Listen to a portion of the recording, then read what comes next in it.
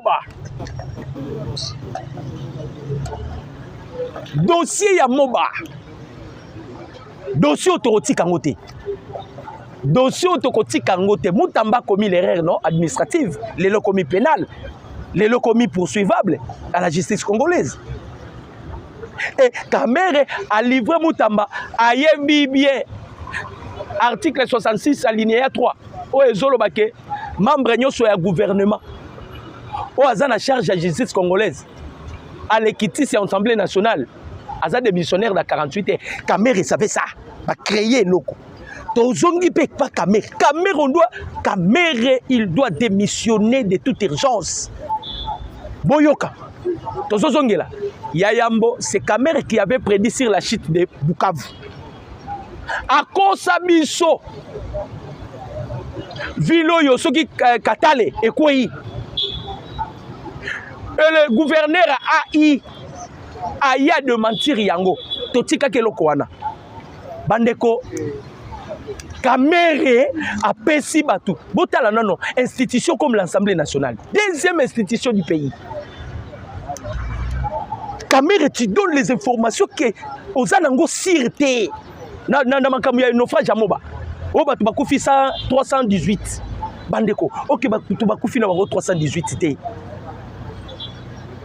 Et l'homme azo koma na mbangu azo s'excuser. Ça ce n'est pas une infraction. Ça ce n'est pas une infraction. Ya liboso asalaki totikaki. Na okende malembe la dossier Kamere. Yami balé à sali awa. Kamere a la facilité ya koloba makambo bato bakufi na Moba. Mais Kamere est incapable de dénoncer Joseph Kabila. OK na congé parlementaire awat. Depuis que Kamere est na Goma. Pardon, je m'excuse. Joseph Kabila est na Goma. Nous avons vu Menda Lobby. Nous avons vu des gens on va exprimer mécontentement na bango ba comme plus loin ko finga Kabila. Mais nous n'avons pas vu Kamere dénoncer l'agression rwandaise. Nous n'avons pas vu Kamere s'acharner contre Joseph Kabila. Kamere a moni a motuya ko ebisa biso depuis afandi dans l'Assemblée nationale de nous dire 318 personnes bakufi na Moba. OK, c'est une fausse information. Information Lukuta. Comment yo président institution lokola Assemblée nationale aux alara de information té oko sarabiso katale et quoi Kamere oyo koko sabiso liso liwa bato Moba Moutamba sali erreur bolande liet tozo senga na ba députés nationaux pas si pesara parce que tous les députés nationaux Kamere c'est son baba majorité en Assemblée nationale et comment ya Kamere. Normalement, dans le dossier le collaboyer Kamere, il faut qu'il y ait une motion. Azadi n'a cause à la présidente de l'Assemblée nationale parce qu'il n'a pas des informations. Voilà pourquoi il a échoué dans le ministère économique. Il n'est pas digne, donc il n'est pas informé. Moussalo Kamere est comme ça là. C'est livré au Moutamba. Incapable de dénoncer l'agression rwandaise. Depuis Kabila na Congo. Depuis que les gens meurent à Bukavu. Kamere na bati lukwebo. Bati lukwebo boyebi kakendo kunda mamane na Rwanda. Kamere boyebi que c'est rwandais. Ils ne peuvent jamais parler du mal de Joseph Kabila. Ils ne peuvent en aucun jour parler du mal de Joseph Kabila. Mais quand même, comme tu as commis l'erreur, Kamere, tu dois démissionner. Bah député, président Félix, Assemblée nationale, Mkonzamboka, pourquoi il dissout en côté? Tout le monde appelle Moussala Malam Baosalate. Moussala Malam, tout le monde a Baosalate. Pourquoi pas dissoudre cette Assemblée nationale, chef de l'État? N'a pas viré au caméra Zosala. N'a pas viré au caméra Zosala. Tu donnes des informations dont tu ne maîtrises même pas. Un président d'une institution comme l'Assemblée nationale. Trop de Français. Na Pessi Ibrahim Traoré raison. Les gens qui parlent trop français sont des bourriques.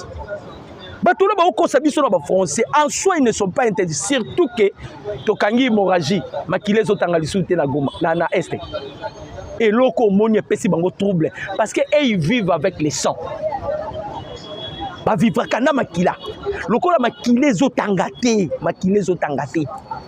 bazu ki pelekese oya kene boy mabe oya kene boy mabe oya kene boy mabe oya kene boy mabe bango nyoso ki pelekese la normalité des choses, Kamere doit démissionner. Et ça, quand on est gauche et droite, Kamere doit démissionner.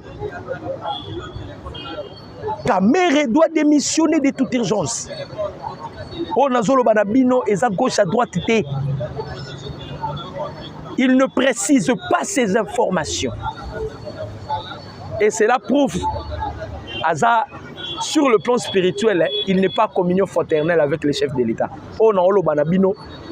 Dans la symbiose, je mélange l'esprit et ce qui est physique. Parce que là, il y a ça qui est déjà. Bible même et Zolo Bayango se parle invisible que le monde physique existe. C'est-à-dire, on mélange ce qui est esprit et ce qui est physique. Spirituellement, ça prouve que Kamere n'est pas à fraternité avec le président Tshisekedi. Il s'est séparé de ses corps. Parce que le président Félix étant comme CEP, Kamere baza le rôle de branche. Mais Kamere a sa branche aussi à quoi? Un président des institutions comme l'Assemblée nationale, aux autres ces informations, aux autres tâtonner. Aux autres tâtonner. Pierrot Louara. Pierrot Louara. Bon, il tweeté Siko na Tongo. Alors, nouveau complot contre Joseph Kabila. La caméra n'est la mouki. Alors, la caméra n'est pas la mouka. Tshisekedi a préparé un coup contre Joseph Kabila. Est-ce que c'est le président Félix qui va préparer un coup contre Joseph Kabila? Ou bien c'est le mal de Kabila qui va rattraper Kabila? N'est-ce Paul Kagame qui n'est pas Kabila au Kenya? D'ailleurs, tension est attendue entre les gouverneurs rebelles Yaba M23, na Nord Kivu, na Joseph Kabila. Gouverneur Obanoma qui Yaba M23 wana. Yoka Makambalobi. Albi, je suis gouverneur ici et je n'ai pas d'ordre à recevoir de Joseph Kabila. Parce que Missou Baouto prêté serment pas Nanga, non? Vous avez vu les images? Missou Baouto prêté serment pas Nanga. Cacophonie côté entre bango. Cacophonie. Si pour un lobby, je n'ai pas de l'ordre à recevoir de Joseph Kabila. Parce que bango nyon so ba dépendant kana branche ya Paul Kagame. Kagame ne plus. Si bango ba kozala bango ba kozala wapi. Yango moni même ba caméra c'est ça baza ba jaba affaibli. Ba bi que leur force e bandeko uta Kigali. C'est fini. Bandeko, lorsque un souverain sacrificateur tombe, c'est par lui l'huile descend, non? À quoi? Mais c'est fini. Hein? C'est fini. Hein? C'est fini. Bandeko. L'opposant à Kagame lobby, ce qui Kagame a profité, Ayako démenture qui n'est pas mort. Mais dans les cas contraires, à Koufi. J'espère que vous avez vu. Maintenant, M23 va tirer Moutouna Bango. Kabila père Kota Moutouna va prêter serment liboso ya Nanga. Écoute ici, trouble les quatre Nabango. Écoute ici, trouble les quatre Nabango. Toloba ki yango, on dit bateau. Bako sibir et loko non ba sibirati. Bandeko. Bako vivre oyo nanu ba vivrate. Parce que Nzambé ba Congolais a télé misiko anakata kosala. Et les gens ici doivent vivre ce qu'ils n'ont pas encore vu. Bako mon ami, mon ameso. Aimez la vidéo, commentez, partagez les liens. Aimez la vidéo, commentez, partagez les liens. Voilà un peu bandeko ba Congolais. Ndenge tolobaka tozo continuer qu'observer tozo landela nyonso à la loupe toi ne loko eko échapper bisoté toi ne loko eko échapper bisoté et ne loko eko échapper bisoté. Pourquoi? Parce que nous observons tozo observer pe na ba mindele parce que nous avons vu Bitu Keïta ndenge tomona ki Bitu Keïta toi na katsa kolandela mais l'ennemi a affaibli le niveau vous ne pouvez pas imaginer. Je vous dis que l'ennemi est gravement affaibli. Baza ya kokufa balolendo basalaki ils sont en débandade mutoto tikaline awa oaza un danger permanent pour nous. C'est Vital Kamerhe. Kamerhe fait dit n'importe quoi. Erreur administrative ya muke bozui mutamba ekomi pénal ekomi boye pe yo pe au commettre erreur il faut tolandela yo donc bandeko ba congolais vous allez sentir que situation est attendue makasi. La situation est extrêmement tendue. Mais toujours le gouvernement congolais bo fongola misu na 5 ans. Bo fongola misu na 5 ans. 5 ans, bah na eloko bazo préparer. Ils sont en connivence avec Joseph Kabila. Ils sont en connivence avec Joseph Kabila. Parce que nenge trouble les a déjà na Kigali. Trouble moko ya makasi na Kigali. Donald Trump a na kati déjà pour préparer qui va succéder Paul Kagame. Azana kati pour préparer qui va succéder Paul Kagame. Et bateau nyonso bazala ki ba appui na ye. Ba ko soutenir ye, ba ko sala bo. Boni ba vandi kimeti. Ba Sassou William Ruto, Bakakuta Yoweri Museveni, et ils sont tous affaiblis. Baza affaibli ma casse parce que Libanda déjà sur le plan diplomatique. Imaginez, la justice américaine est allée plus loin pour condamner Olivier Kamikatou. Ça sont des fruits de la diplomatie. Ils avaient aussi interpellé qui? Moïse Katumbi. Interpellé qui Moïse Katumbi. C'est-à-dire aux États-Unis déjà là-bas, tu as bloqué le système. Le système est déjà bloqué. Tu sali drogue et les Américains avaient adopté. Batu bazo luka ko bloqué l'île la biso sikoyo, c'est la 5 ans. 5 ans Zoluka a bloqué ango azobunda aluka bloqué l'île. Azoluka bloqué l'île. Donc Moussalo yatikali nango comme ils avaient bouffé l'argent de Joseph Kabila. Koluka ko vivre na vie à bourgeoisie. Omoni makambo sukeli bango. Groupe na bango 5 ans. Va détourner combien? 25 millions. La 5 ans. Va détourner 25 millions. Va faire ça qui bango 40 millions ezala qui destiné na construction ba logement na ba zone sinistrées. Et puis bah ça la infrastructure bande ko 25 millions portés disparus. Tout cela pourquoi? Ba mesani saki bango ko pesaka bango 60 millions na Perenco. Ba lokotaka mbongo ya kolokota na Perenco. Te ba lokota mbongo ya kolokota na Perenco. Le président Félix a bloqué l'hémorragie. Ça suscitait encore quelque chose d'amitié Manabango. Ça va susciter quelque chose d'amitié Manabango. Tu sais qu'il les a bloqués. Tu sais que d'ailleurs nous, Bitumba Liboso sur la gratuité de l'enseignement. Basango Babi, non. Banabawa Futarambongo, le chef de l'État, non. Mais gratuité d'enseignement est à disposition constitutionnelle. Si vous avez une violation de la Constitution. C'est une violation de la Constitution. Bitumba Liboso Yangoana. Yami Balé comme le président Félix a bloqué qui?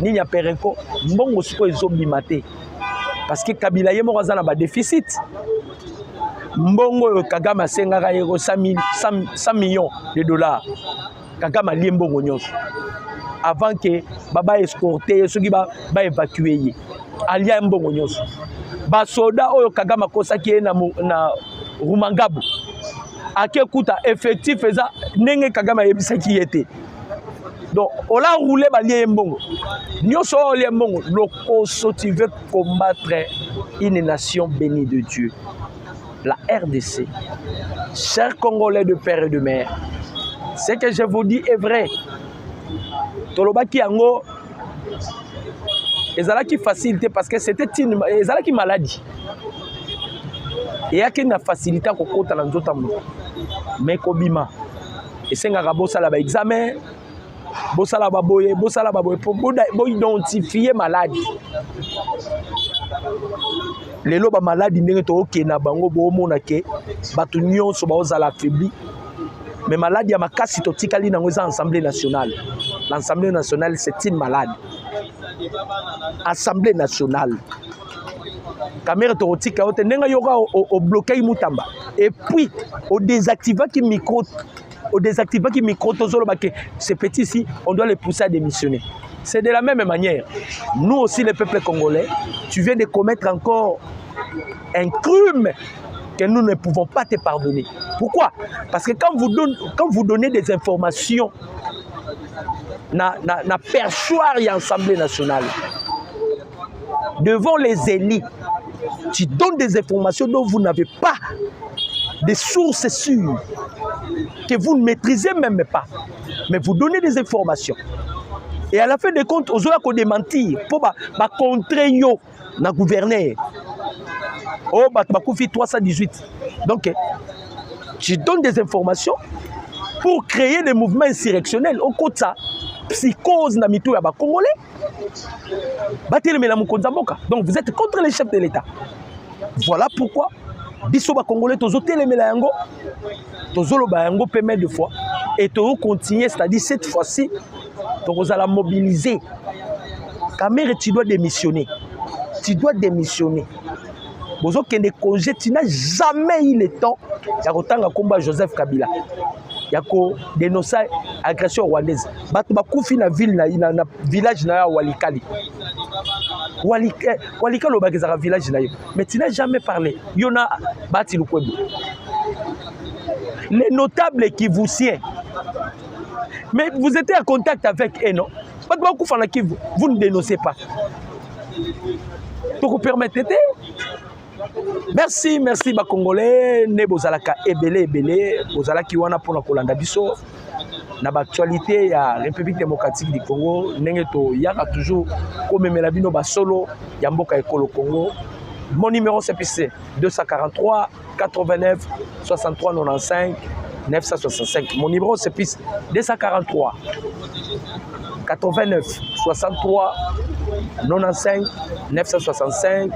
Je dis et je vous remercie. Ciao. Capable de dénoncer cela. Vous êtes incapable de citer même le nom de Paul Kagame. Neti Frigolé Ambong. Yalobara Kagame, c'est le président le plus meilleur de l'Afrique. Président Aza exceptionnel, c'est Paul Kagame. Abimisa Kagame, Aza président exceptionnel. C'est le meilleur président de l'Afrique. Abedona Sechole. Kagame Aza meilleur président de l'Afrique. Nzambe lokola Nzambe. Tu ne peux jamais t'égaler à Dieu. C'est ce que Paul Kagame voulait faire. Aningaka comme Nzambe. Batbabon de la cahier. L'histoire ne fait que se répéter. L'histoire ne fait que se répéter. Abimité. Abimité. On ne se moque pas de Dieu. Basango bazana katia ko récolter bien que les Américains basi balobaki. Donald Trump peut pas coincer parce que Maman Thérèse Kayikwa bazo continuer musala. La politique est dynamique alors tokoti que la ennemi espace té. Comme la politique est dynamique, Maman Thérèse passe à Libanda. Donald Trump a outi ko sala ordonnance soit pesi ordre en administration na ye. même dans le département État américain, que vous ne pouvez pas entrer en contact avec les individus. Les États-Unis désormais travailleront avec les institutions du pays. Maintenant, la grâce que nous avons, les loyaux, parce que le deal avec les États-Unis d'Amérique, ça va d'abord protéger le peuple congolais. Le deal où le président Félix a fait les contreparties. En retour, Mindele va veiller sur notre sécurité. Ndenge kaka bitu keita kenda kina este kokutana bananga babedo na sechole bolanda bilongi na bango te abattu donc pona bango nanga tikala kuna Joseph Kabila tikala kuna Tshisekedi alongo la pouvoir pona basango. Mais ce sont des gens qu'on doit arrêter. Mobutu akimisaka so malula wat bateau, pourquoi pas Mukonzambo capable de sa ordre awa bateau babima ou bien on les arrête. Ou bien on les arrête. Ça dit que qu'on récolter ma signature, ma kokisa 100 et qu'on a 100 000. Pour la commémoration aux États-Unis, les Américains que les Congolais ne veulent plus cet accord. Bazo Kaboula ba papier pas ya ba maman mikolo, bazo ko sa ba maman parce que ba maman na ba yebelo côté. Botala binomoko ba mupeo tozana bango na mboko ekolo Congo. Abedo na se cholé comme il y a si convention na baraté soki la loi canonique ezawa ou bien nini. Ils ne font du n'importe quoi, ils sont devenus les intouchables. Je ne sais pas. Ils ont un pays où on fait aussi arrêter des évêques catholiques. Pourquoi ces gens ici continuent à faire du mal au peuple congolais, à la population et au pays? Ils continuent de faire du mal. Et bateau, ça la bango est l'autre côté.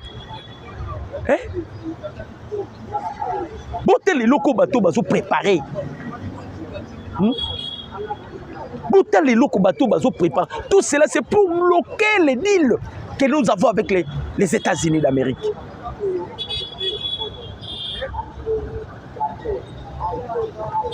Pour bloquer les deals. Vous avez dit que bateau, comme ils ça, et ils ont travaillé dans la caméra. C'est vraiment Dieu. Oh, Kagame a vivre vengeance, il y a Elohim.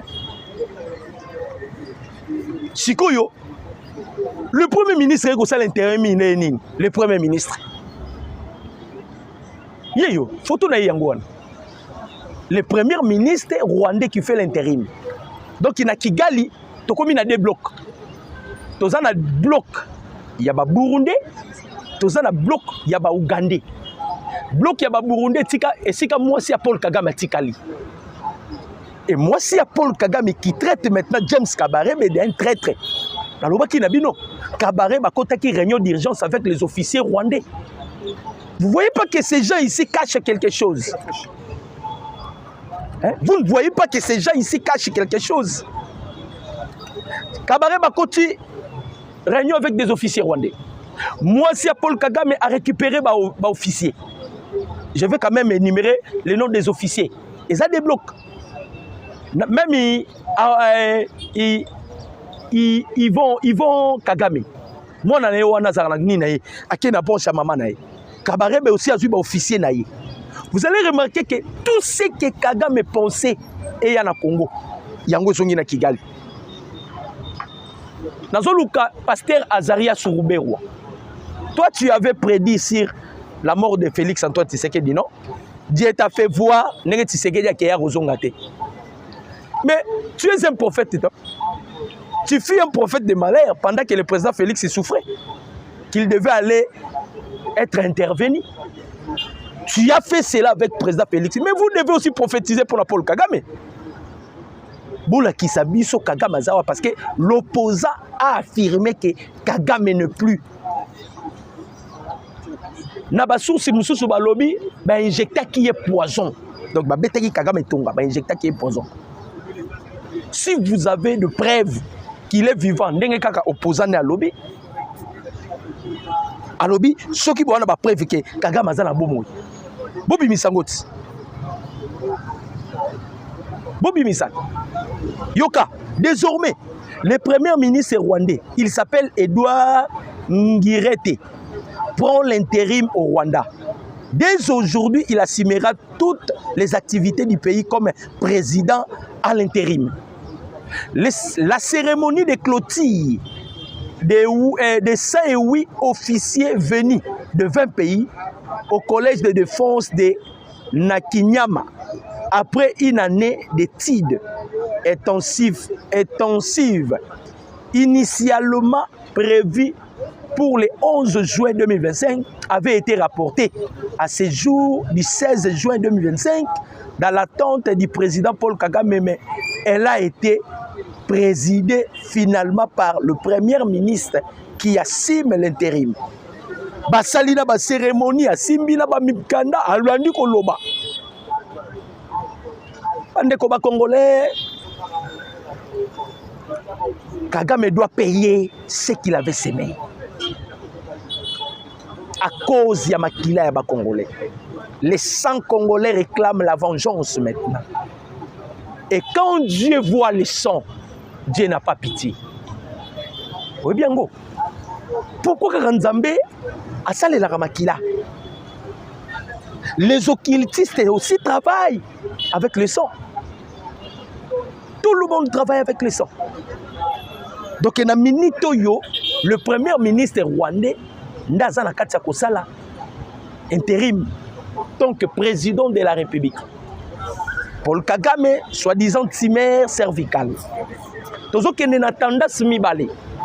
Nous pouvons aussi appuyer ce que l'opposant rwandais a lobby. Mais de l'autre part, nous devons aussi regarder. Maladie à Kagame, on s'empirer qu'au moment où on devait signer accord, il y a principe. C'est alors que maladie à Kagame est comme Matamakasi. Kagame, c'est quelqu'un que les Américains ont préparé. C'est-à-dire, jadis, Azamuto américain, c'est un commando bien formé. Dans niveau à Kagame, il peut donner aussi de l'argent. Dans le médecin, injecter pétonga. Voilà tout le temps la tendance ébélée. Bétier pétonga, ou bien côté na coma. Bata oyo eleka, makambo eleka, puis à apparaître comme quelqu'un qui est ressuscité. Tous autres là na des tendances. Toké na place wana. Mais les Américains, malins qu'ils sont, rouler sous Kagame. Je vous informe, lobby document bimaki officiel, signature, il y a principe de paix. Ce ne sont plus de présidents qui vont signer, mais ce sont de ministres des Affaires étrangères qui vont signer. Donc à l'heure où je vous parle, Thérèse Kayikwamba et Olivier Nduringuerero se trouvent aux États-Unis d'Amérique. D'ailleurs, je vous avais dit, Thérèse Kayikwamba soit sali des jours au Congo. Le reste est mycolotique aux États-Unis. Qu'est-ce que le président Félix a sali? Le président Félix a imposé un système, c'est-à-dire à bloquer sur le plan international, à bloquer Libanda, sur le plan diplomatique. Bandeko, un pays sans la diplomatie, c'est un pays mort. C'est un pays qui n'existe pas. Le président Félix a brondir ma branche Libanda, a bloqué la diplomatie à Libanda, pour les permettre que Joseph Kabila, on les a expulsés. Pourquoi? Libanda, déjà le président Félix a été sous-bassement. Tu n'as plus d'entrée, vous n'avez plus d'entrée. Beaucoup tâté sur le plan diplomatique. Donc les Américains, baké plus loin lobby, ezali, ministre des Affaires étrangères de Bakosini. Wana bazo signé pour nanini, bazo signé pour na, principe de paix. Tozongi maintenant na deal que nous avons avec les États-Unis d'Amérique. Bande koba congolais, congolais de père et de mère. Omoni Kabila, bomoni Kabila, boni mutema mabe o Kabila zanango. Bomoni la nature de Kabila, c'est le même nature. Oeza et pas ya, na lobby bien. C'est le même nature oeza et pas ya bato ya 5 ans. Frigolé en bongo. Fulgence Mouteba, Abedona Sechole, ainsi que Eric Senga.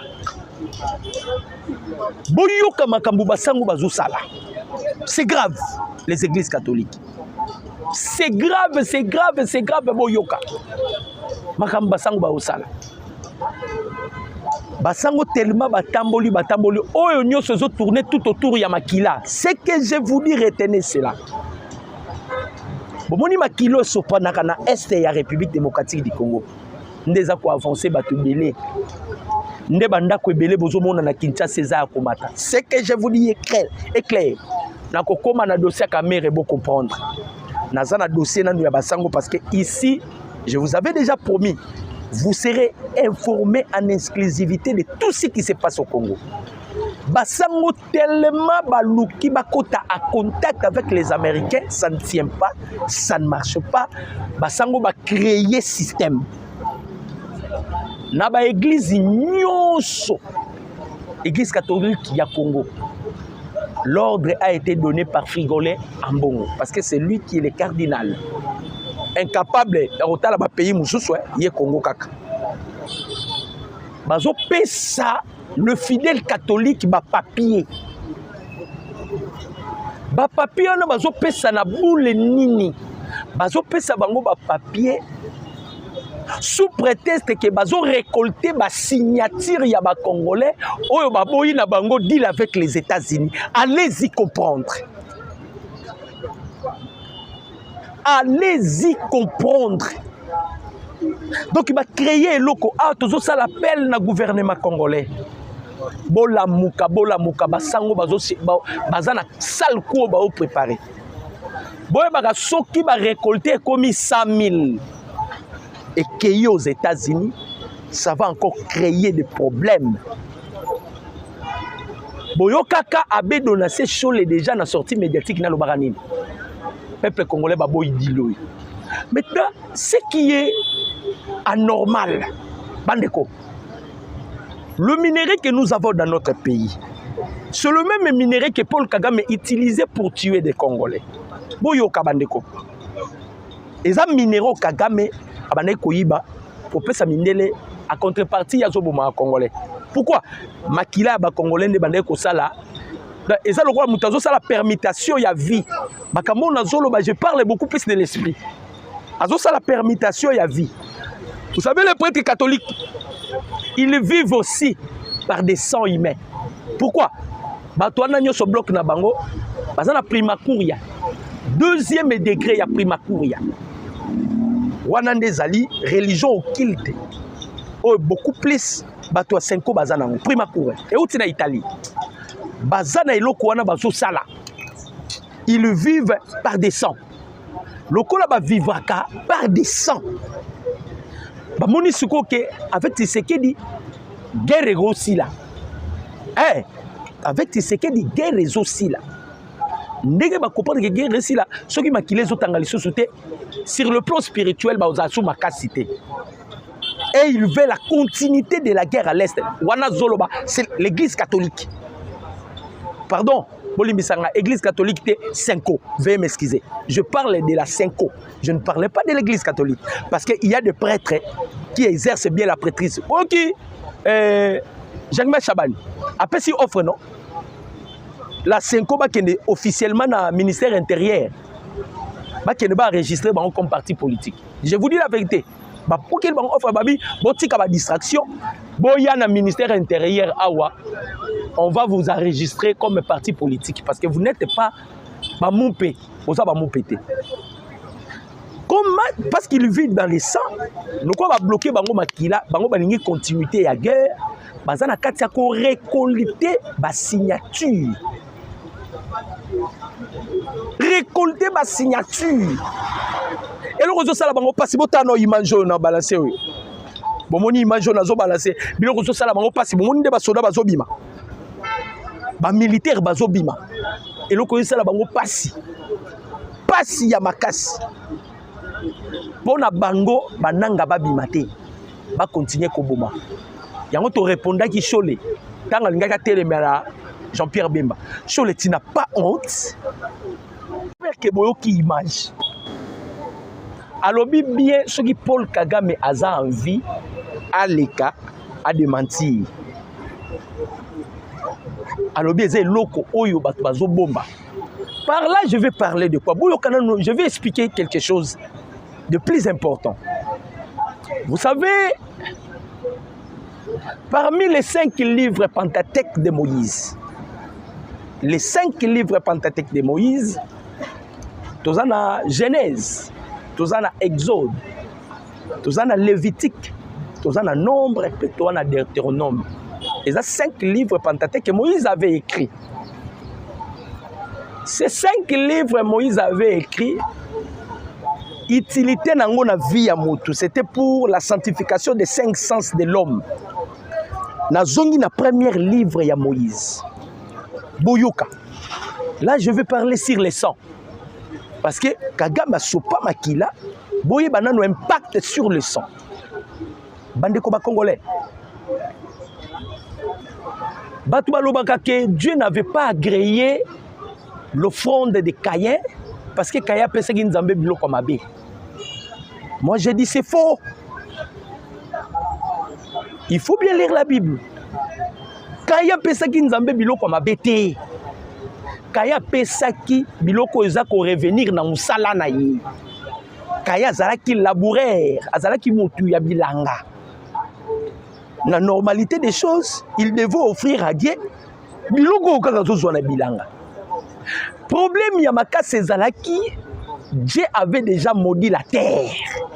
Dieu ne pouvait pas contredire sa parole. Parce qu'il avait déjà maudit la terre à cause de la désobéissance Yamoto. C'est alors que Dieu ne pouvait pas causer sous produit à Mabélé agréé. Mais Abel a fait ça qui Niamate.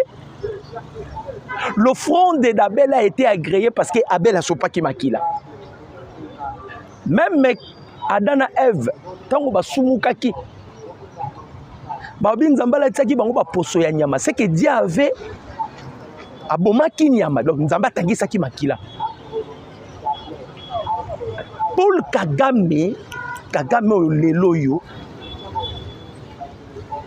o vi na ye za incertain batumsu baloba oh non akufi batumsu baloba kufite eloko ebomi Kagame parce que ngana olanda kaka opposant nenga lobi eloko ebomi Kagame eza makila ya ba Congolais makila yo Kagame sopaka na este yango ne pesaka ye vie. C'est-à-dire, c'est quelqu'un qui devait déjà mourir depuis longtemps. Il fait la compensation avec les sangs humains congolais. Tant que bazoboma na este, bazoboma na place à Koufa, bazo ça la échange ya makila. On a zolo bezama kamamolimo, c'est très profond. Quand le président Félix Nzamba Sisité Tshisekedi pour bloquer l'hémorragie et comme yo azana tumeur cervicale. Tumeur cervicale, ok, bah melte bah pesa qui est repos. Baba qui n'a yo okuta na lisusu na ba choc té. Maintenant, lorsque la diplomatie était devenue agissante de la part du président Tshisekedi, et bouleversé biloko nyonso, Paul Kagame a écouté la réussite. Abima Kalada Rwanda.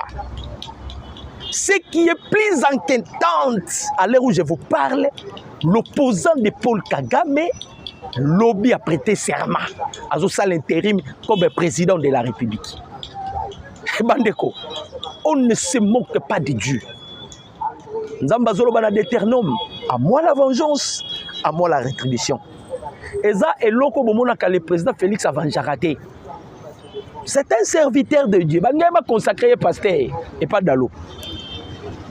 Tant que je suis président, on ne peut jamais servir 2 mètres à la fois.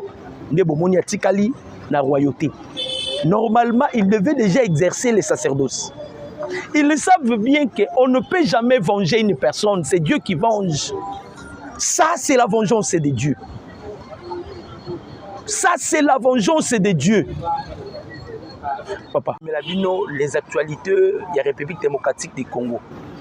Boyebi, Congo mboka munene makambo ezanga kate. Tolobaka yango un véritable patriote, un véritable nationaliste. Okoyi kolekisa mokolo te tant sans pourtant koluka oyeba pays na yo elalaki ndenge nini, pays na yo elamuki ndenge nini. okoki kolekisa mokolo te sa koluka koyeba ce qui se passe à l'est de la République démocratique du Congo. Okoki kolekisa mokolo te sa pourtant oyeba quels sont les enjeux de l'ère. Peuple congolais, on a qu'à s'adresser beaucoup plus et pas yaba congolais de père et de mère. Dans le bakayango mais deux fois, bande kuranga iba congolais et sengeli boye belo komoko. Problème au tozalaki nango entre biso, pas tellement Rwanda, mais avec le pays limitrophe de la République démocratique du Congo, ezalaki problème moko pirement spirituel. Et ça demandait qu'un esprit supérieur ait pour renverser Babiloko. Pourquoi je dis ainsi? Bible et Zolobaboye, chers Congolais de père et de mère. C'est par l'invisible que le monde physique existe. Vous ne pouvez pas parler de la spiritualité ou vous ne pouvez pas parler de ce qui est physique sans pourtant parler de ce qui est esprit. Parce que la Bible l'affirme. C'est ce qui crée, c'est la spiritualité. Donc le monde a été créé par l'invisible. Oye monde en a katé. Alors, oye monde en a katé wane zanini. Na émission lelo tozo beta, je vais vous balancer les images. Non, balancer bino images jaliboso. Image on a balancer bino et ça y a un opposant rwandais qui confirme sur le décès de Paul Kagame. Il confirme sur le décès de Kagame. Nalobi un opposant rwandais. Et ça, le président Félix Tshisekedi Sali point de presse a confirmé le décès de Paul Kagame. Mais un opposant rwandais. Boyo Kananu image. Voilà. Bonjour, bonjour, chers internautes. Bonjour, na papa et maman, compatriotes na biso, congolais, biscanyo so bozwami. Bonjour, na bino, abonnés fidèles, il y a Dr News. Na souhaité bino bonne journée et nous sommes infiniment reconnaissants et pas inanzabé pour le souffle de vie que Dieu nous a accordé et nous sommes comptés parmi les survivants. C'est ça le plus grand miracle de tous les temps. Chers abonnés, il y a Dr News.